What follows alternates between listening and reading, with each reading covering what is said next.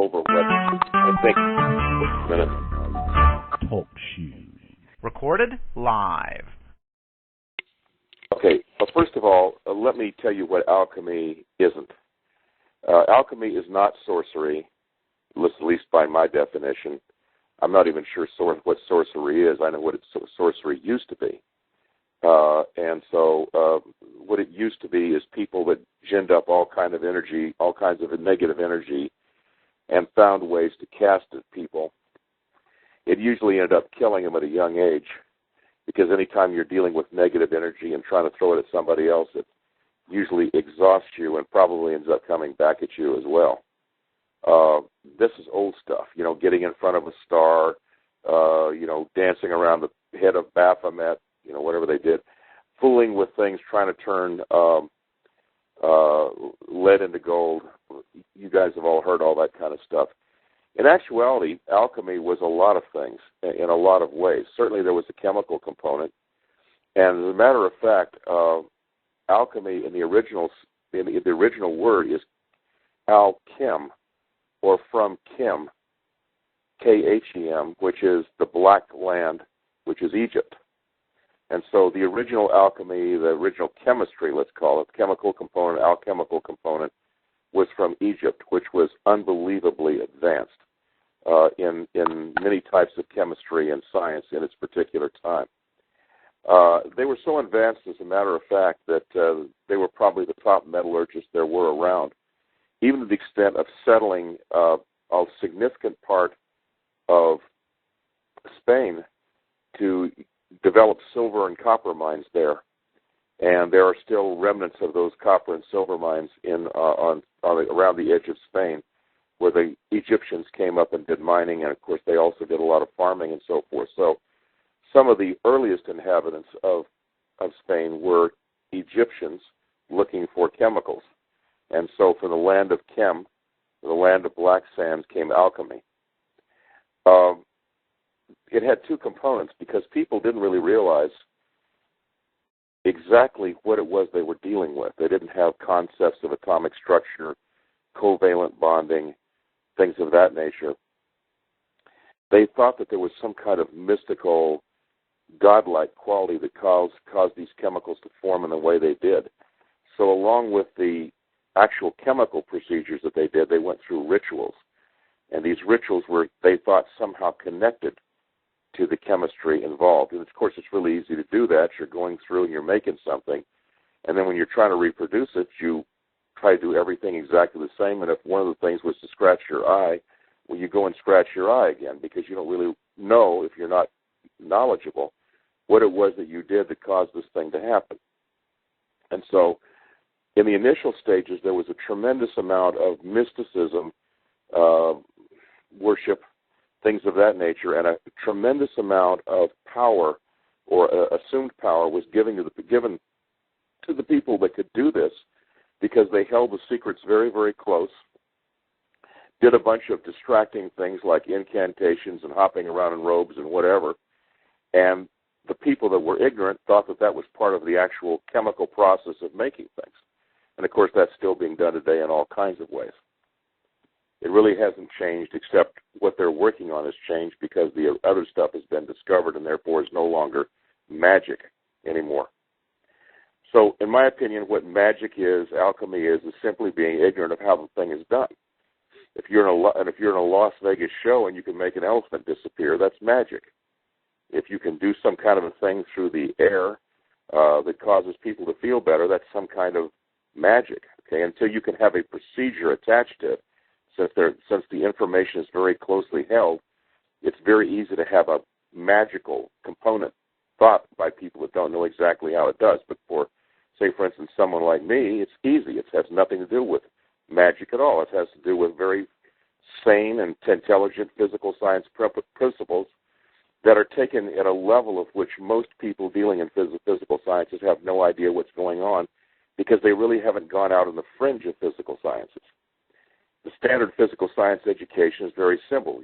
You have certain shells of which you have a nucleus made up of primarily protons. You have electrons circling around the nucleus in various ways that tend to repeat over and over again, like dumbbell shape, circular shape, spherical shape, etc. And each one of these things produce a certain chemical characteristic. The only thing is in actuality, they don't actually move that way. And it's been known by people that are advanced in chemistry that that's been true for a long time. And as a matter of fact, it's now theorized that the thing that really makes up the atom, all aspects of it, are little tiny subatomic particles called tachyons, so tiny in which that no one has ever described what they are, never discovered what they are. They don't know these tiny little things' characteristics. And I believe the size is 10 to the minus 80th meters, whereas an electron is 10 to the minus 12th meters. So you can get an idea of the massive size that an electron is compared to a tiny, infinitely tiny little tachyon particle. And as a matter of fact, it's so tiny, really, that it is infinitely small for all intents and purposes. And yet, the cumulative effects of these tachyon particles are very, very powerful. They come in from an area called 0 point, and this 0 point represents a huge ocean of energy out there, which manifests itself in the physical plane through the quieting down and slowing down of these tachyon swirls that eventually form protons, neutrons, electrons, all of the kinds of subatomic particles, and make the world that we know go around. So there's no mystical aspect, or at least there wasn't a mystical aspect to it, until it was discovered, unlike, for instance, the chemists in Egypt, and they may have even known this, because there's always been a mystical component. You know, I would suspect that it's probably true that throughout history it's been known that thought and tension produce a certain amount of reality.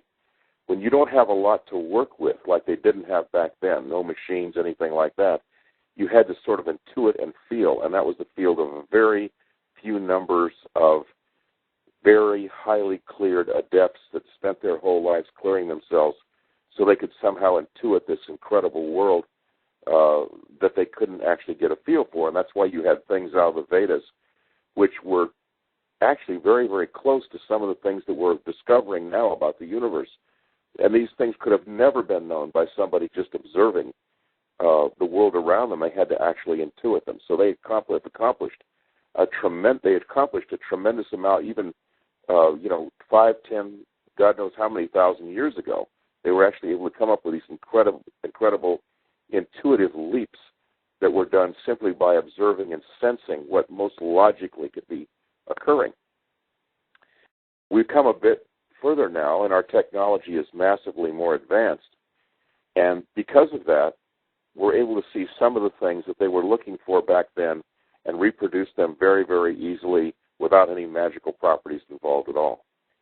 So the Philosopher's Stone, as an example, it had many characteristics, but it was supposed to have all kinds of magical properties.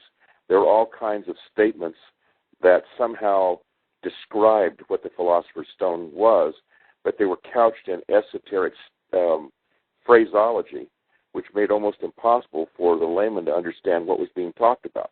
In actuality, the Philosopher's Stone was simply Ascension. So when you sought the Philosopher's Stone, when you sought the Holy Grail, you sought the Ascension process. Whether you went through the cathedrals of Europe, like in Taumaster, whether you went through various incantations, whether you spun around to the right like the dervishes, or whatever you did, what this was trying to do was to produce an extended, highly ecstatic state, which was an ascension process.